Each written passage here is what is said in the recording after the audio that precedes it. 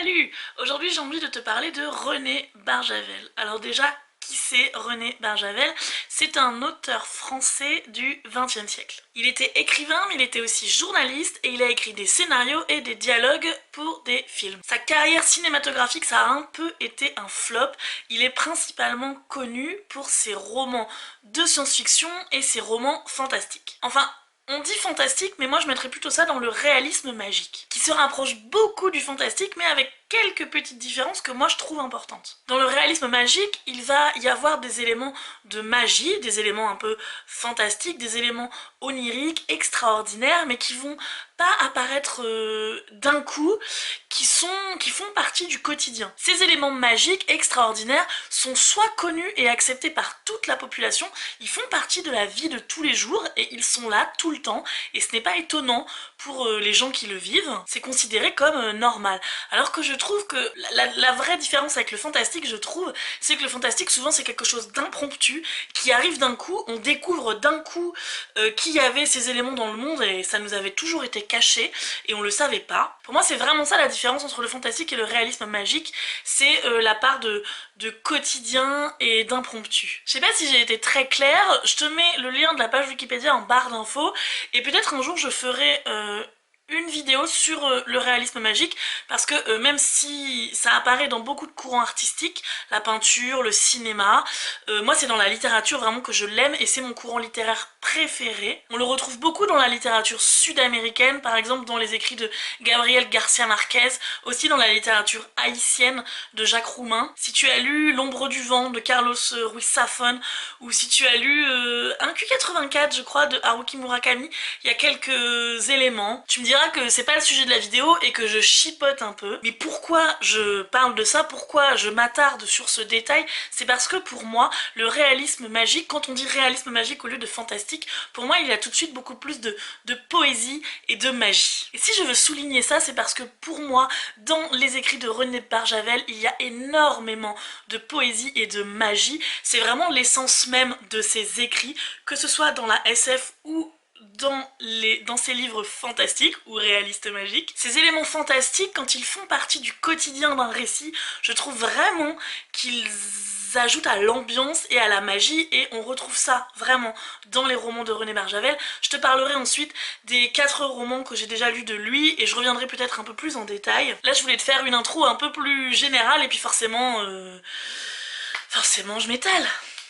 Puisque je te parle de la poésie et de la magie, dans l'écriture de René Barjavel, je vais te parler tout de suite de ce qu'on retrouve principalement dans ses écrits. Donc énormément de poésie, il y a toujours dans tous les romans de René Barjavel des passages de citations que tu peux prélever et réciter vraiment tellement c'est beau. Son écriture est fluide, souvent drôle, pas dans le sens grosse blague, mais dans le sens c'est un humour très subtil, parfois un peu noir. Tu vas beaucoup sourire, tu vas jamais te tordre de rire. Son écriture, principalement dans ses récits de SF, peut paraître parfois un peu datée, j'y reviendrai en te parlant de ces romans de SF que j'ai lus, mais sa plume est vraiment très accessible. Ses phrases sont simples, courte, il n'y a pas de mots de vocabulaire incroyable, et il sait parfaitement décrire les décors, les ambiances, les sentiments, les personnages. Ça vient peut-être du fait qu'il a notamment écrit des scénarios de cinéma. Dans cette intro, je voulais aussi te parler des thématiques que j'ai toujours retrouvées dans ses romans. Il décrit souvent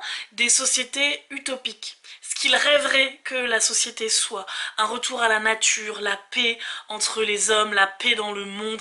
Il y a souvent des émeutes, des révoltes. À travers ça, on sent la critique de la société que fait René Barjavel. C'est subtil comme son humour, tu peux choisir de pas le voir, tu peux choisir de juste lire le récit, te plonger dans l'histoire et pas t'occuper de ce qu'il critique, mais c'est là, et même si tu n'es pas obligé d'y réfléchir, ça reste en toi. Parce que les mondes utopiques qu'il décrit, toi aussi tu vas avoir envie de les vivre tellement ils sont beaux, et petit à petit peut-être que tu y penseras et tu te diras ah ouais mais en fait dans mon monde à moi c'est pas comme ça, et pourquoi ce serait pas un peu plus comme Barjavel aurait aimé que ce soit. Ma phrase n'avait aucun sens mais je suis sûre t'as compris l'idée. Et une dernière thématique qu'on retrouve, que moi en tout cas je retrouve toujours dans les écrits de Barjavel, c'est l'amour. peut-être que c'est ce que Barjavel écrit le mieux. Alors attention, hein, je suis pas une spécialiste, peut-être que je dis des bêtises, peut-être que tu n'es pas d'accord avec moi, peut-être que tu veux rajouter des choses, il y a les commentaires, n'hésite pas, au contraire ça me fera plaisir. Alors quand il décrit l'amour, ça peut être, ça peut sembler parfois niais, un peu cliché, mais vraiment il y a tellement de poésie.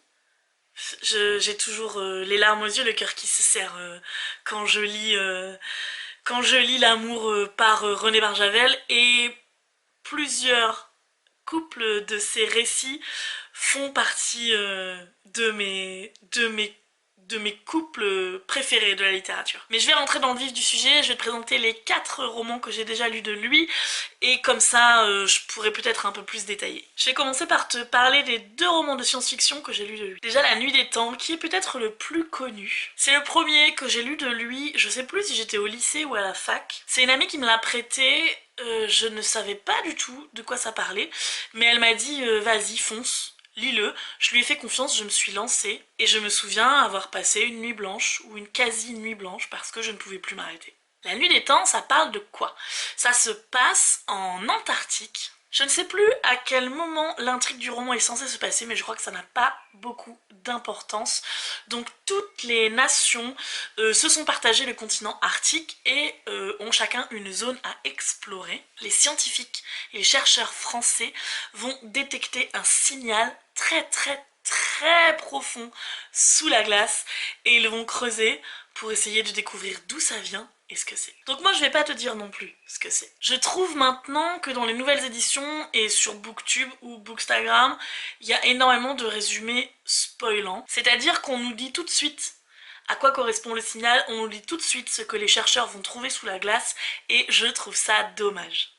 Moi, lorsque j'ai commencé ce roman, je ne savais pas du tout à quoi correspondait le signal, je ne savais pas du tout ce qu'il y avait sous la glace, et ça a contribué à mon émerveillement.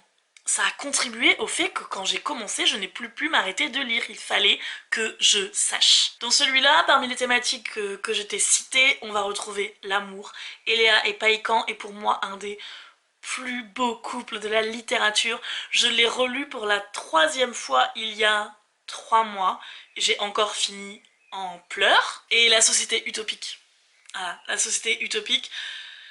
Je pense que quasiment tout le monde qui a lu La Nuit des Temps a envie de vivre dans le monde qu'il décrit. Et dans ce roman, il y a aussi la guerre, la folie des hommes, des émeutes étudiantes, mais il a écrit pourtant ce roman avant 68, il a écrit en 60 ou en 64 je crois. Mais il prévoyait déjà les révoltes de mai 68. En bémol, ce que je pourrais dire, c'est que la SF est un peu datée, je te dirai ça pour le prochain aussi. Je trouve que quand on t'a pas prévenu, que tu te lances dans La Nuit des Temps de Barjavel, tu peux un peu t'ennuyer au début, quoi. Te dire, c'est quoi ce truc, on se fait chier, ça rime à rien, au niveau de la technologie c'est pas cohérent ni rien, mais ouais, rappelle-toi, hein, il l'a écrit dans les années 60. Mais il y a quand même des idées très intéressantes déjà sur ce qu'il anticipe de la technologie, et pour moi c'est vraiment la critique sociétale et l'histoire d'amour, le sujet du roman. Il y a déjà une grosse critique du capitalisme par exemple, quand on voit la spéculation que vont faire les nations pour essayer de tous s'approprier la découverte, alors que c'est quelque chose d'universel et qui pourrait servir à tout le monde. On voit vraiment ça, la noirceur des hommes et du capitalisme comparée à la naïveté et l'universalité de l'amour. Il y a certains points, je trouve, dans La Nuit des Temps où on pourrait penser que Barjavel est raciste et misogyne. Il faut penser aux mœurs de l'époque, et il faut noter vraiment son message de paix dans le monde, un peu dans La Nuit des Temps. Il y a vraiment, je trouve, ce message de paix dans le monde pour contrebalancer le racisme. Et il y a des choses par exemple très intelligentes, moi je trouve, au niveau du langage. Il invente un langage, il parle d'un langage dans La Nuit des Temps, Barjavel, et il pense notamment, il fait déjà une ébauche d'écriture inclusive. Moi je trouve ça hyper intéressant. Donc oui, il va y avoir certains passages un peu compliqués à lire et qui peuvent heurter, mais vraiment il faut pas s'arrêter à ça et il faut aller un peu plus profond, un peu plus loin dans ce que veut dire Barjavel. Je sais que je voulais dire un autre truc mais j'ai oublié. Ah oui, pourquoi ce livre est très important pour moi? Et bien c'est un des livres qui ont changé ma vision du monde. Pour le dire sans spoiler, la découverte qu'ils font sous la glace remet en cause tout ce qu'on sait de l'histoire du monde et tout ce qu'on sait de l'histoire de l'humanité. Donc évidemment, là, c'est de la fiction. Mais je me souviens que moi, quand je l'avais lu, et même en fait à chaque fois que je l'ai lu, et même depuis toujours, depuis que je l'ai lu, et ben ouais, j'y pense souvent, et je me dis, bah, et s'il avait raison? Et si... Et s'il manquait un pan de notre histoire? Et à la base, il avait écrit La Nuit des Temps pour que ce soit un film, c'était un scénario de film. Je le précise parce que parfois dans les descriptions et dans les dialogues, on comprend pas trop pourquoi il nous raconte ça de cette façon. Et en fait c'est parce que comme c'était censé être un scénario de film, et ben tu l'écris pas du tout pareil que comme un roman, donc il a réadapté pour que ce soit un roman. Mais parfois ça se sent, et quand tu sais à l'avance que c'était un scénario à la base, tu comprends mieux et ça dérange moins. Le deuxième livre que j'ai lu de lui, c'est aussi de la SF. Je l'ai pas retrouvé dans ma bibliothèque. À vrai dire, je sais où il est et je suis pas prête de le récupérer. Donc comme mes frères vont sans doute passer par là, vous leur dites pas, parce que le livre il était à eux. L'intrigue de Ravage, ça se passe en 2051 et tout le monde, toute la population ne vit que par et grâce à l'électricité et au nucléaire. Un jour, blackout, plus rien, plus d'énergie, et on va suivre quelques personnages qui vont essayer de survivre dans ce monde qui s'écroule. Parce que oui, là encore on retrouve la critique de la société de Barjavel, la critique de la folie des hommes. Les hommes deviennent des bêtes, deviennent fous, il y a des émeutes, des meurtres, plus rien ne va. J'ai relu plusieurs critiques que j'avais écrites et faites en vidéo à l'époque quand je l'ai lu, et je parle énormément de la déshumanisation des personnages. Et oui, il y a cette espèce de retour à l'état sauvage dans Ravage, cette critique de la dépendance à la technologie. Les hommes ne sont plus des hommes, ils sont dépendants de la technologie. Ils sont incapables de vivre sans, ils ne savent plus réfléchir par eux-mêmes. Ce roman est en 3 parties. Barjavel décrit d'abord le monde, il le décrit vraiment très bien, mais encore une fois, je trouve que la SF est un peu datée, même s'il est visionnaire sur pas mal de choses. On dit la même chose de Jules Verne, hein, et j'ai lu un Jules Verne une fois et je me suis ennuyée à mourir. Mais Barjavel c'est mieux. Dans la deuxième partie, on va suivre des personnages qui essaient de résister, de s'en sortir. Ils vont tomber sur 2 personnages, un couple de petits vieux qui représentent pour moi l'utopie dans Ravage. Je pense souvent à eux, je pense souvent à ce couple de petits vieux. Je ne vous en dis pas plus si vous ne l'avez pas lu, et si vous l'avez lu, je pense que vous voyez de quoi je parle. Et la troisième partie, on se retrouve 100 ans plus tard, je crois, en 2150. On voit le monde d'après. Je me souviens que cette fin ne m'avait pas énormément convaincue, mais je ne m'en souviens plus dans les détails. Donc je vais pas m'attarder dessus. Conclusion, Ravage, un peu les mêmes thématiques que dans La Nuit des Temps. L'amour en moins, un peu moins de poésie je trouve aussi. La SF un peu datée, mais des idées vraiment très intéressantes sur notre société. Ensuite je vais vous présenter 2 romans qui font pour moi plus partie du réalisme magique chez Barjavel. L'Enchanteur de René Barjavel, c'est mon préféré de lui. C'est une réécriture du mythe de la table ronde et du mythe de Merlin l'Enchanteur. On sait pas trop à quelle époque ça se passe. Il y a des éléments qui peuvent laisser penser que ça se passe de nos jours, mais aussi des éléments qui laissent penser que ça se passe dans la légende de on ne sait quand. Il y a du coup parfois des moments un peu anachroniques que moi, c'est ça, c'est ces moments-là qui m'ont fait sourire. Il y a parfois un peu d'absurde, et encore une fois l'amour, toujours l'amour entre Merlin et Viviane. Il y a de la chevalerie, il y a des quêtes, des aventures, des exploits, de l'amour encore une fois, de la magie. Et énormément, énormément de poésie. Au final, J'ai pas grand chose à vous dire sur ce livre, je pense que quasiment tout le monde connaît la quête du Graal, l'histoire de Merlin l'Enchanteur et des Chevaliers de la Table Ronde, donc je sais pas trop quoi vous dire sur ce livre, et pourtant, mais ce livre est magique, ce livre est fantastique. Quand j'ai pas énormément de mots en général, c'est que vraiment ça m'a touchée. Aussi j'avoue, ça fait 5 ans que je l'ai lu et je sais plus trop. Est-ce que je me suis moi-même donné envie de le relire? Oui. Le dernier que j'ai lu le mois dernier, ou en mars, au début du confinement. Les Dames à la licorne de Barjavel et Olenka de Vers. Olenka de Vers est une femme qui... Je vais déjà vous raconter l'histoire, après je pourrais vous dire qui c'est. Ça se passe en Irlande, à la fin du 19e siècle. Une famille qui descend d'une licorne. Enfin, ça c'est la légende. Ou est-ce que c'est pas une légende, est-ce que c'est la réalité? Et donc, le dernier descendant va avoir 5 filles. Et on va suivre l'histoire de ces 5 filles dans leur château sur une île en Irlande, au milieu des légendes et de la magie. Il va y avoir évidemment une histoire d'amour magnifique. Il y a vraiment un mélange entre la réalité historique de l'Irlande à l'époque, la famine irlandaise de la fin du 19e siècle, et ce mythe de la licorne, cette magie, une ambiance très onirique. Pour moi, les Dames à la licorne, c'est un peu les 4 filles du Docteur March mélangées aux légendes et aux mythes irlandais. Et c'est trop bien, c'est trop bien.